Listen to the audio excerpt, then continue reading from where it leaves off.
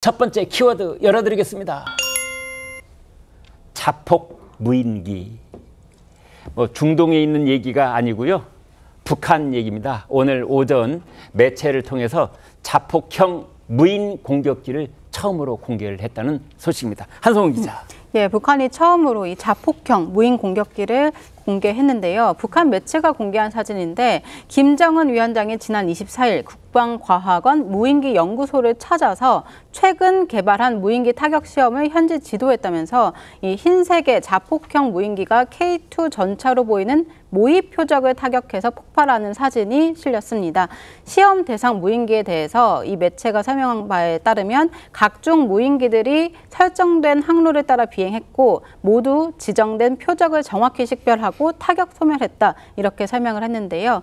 김 위원장은 현장에서 더 많이 개발하라 이렇게 지시했다고 매체가 보도했습니다. 네, 조 국장님, 이제 북한이 개발했다는 저 자폭형 무인기 성능이 어느 정도인지는 좀 이제 전문가들이 정밀하게 진단을 해야 되겠는데, 아무튼 저 무인기 드론이라고 하는 것이 지금 이제 우크라이나 전쟁도 전쟁의 얼굴을 바꾸다시피 하는 그런 게임 체인저다, 이런 평가를 받고 있는데, 북한이 아무튼 저런 거를 이렇게 사진을 아주 여러 장을 공개를 했는데요. 무슨 뜻이 있을까요? 그러니까 자폭형 무인기는요, 북한이 그동안에 강조해왔던 여러 가지 어떤 그 군사 무기 개발, 이런 것들은 다 방어용이라는 식으로 설명을 해왔습니다.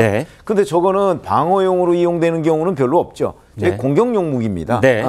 이번에 우크라이나도 소련 진영에, 러시아 진영에 넘어가서 자폭형 무인기로 공격을 하고 있잖아요. 그런 거와 마찬가지로 결국 자폭형 무인기를 끊임없이 개발한다는 얘기는 그 북한의 김정은이 이제 한반도의 긴장을 완화하는 쪽보다는 오히려 긴장을 고조시키고, 뭔가 아직도 그 여러 가지의 그 어떤 대남 도발 이런 부분에 대한 유혹을 버리지 않고 있구나 하는 걸 우리가 충분히 대비할 수 있는, 충분히 짐작할 수 있는 대목이라서, 저런 것들을 계속되면 결국 우리도 저런 것들을 막는 여러 가지의 방어용 무기를 개발할 수밖에 없는 것 아닌가, 이렇게 생각을 합니다. 네.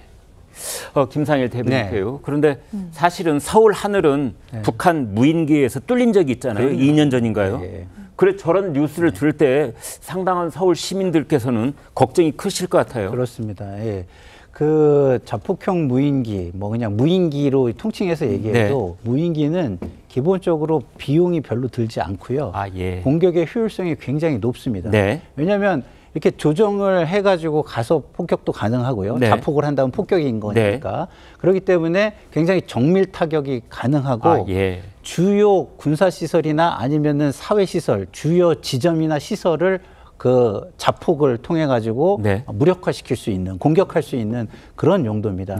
근데 문제는 뭐냐? 이것이 감지도 어렵고 대응법도 쉽지가 않습니다. 그러니까 공격은 굉장히 저비용으로 고효율이 되지만 방어는 고비용 저효율로 막을 수밖에 없는 무력 수단이거든요. 그런 부분에 대해서 군도 굉장히 곤란하고 정부도 곤란할 수 있고 사회적으로는 그런 것들이 막기 어렵다는 점, 그리고 실제로 요새는 풍선도 넘어오고 이런 것들이 잘 대응이 안 되지 않습니까?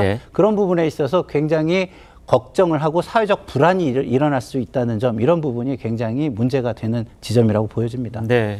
이승환 위원장께요.